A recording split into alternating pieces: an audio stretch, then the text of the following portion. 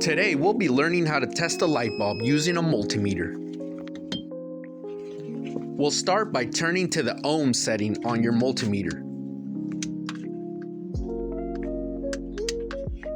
Then we'll press the special function so that we can hear the audible beep.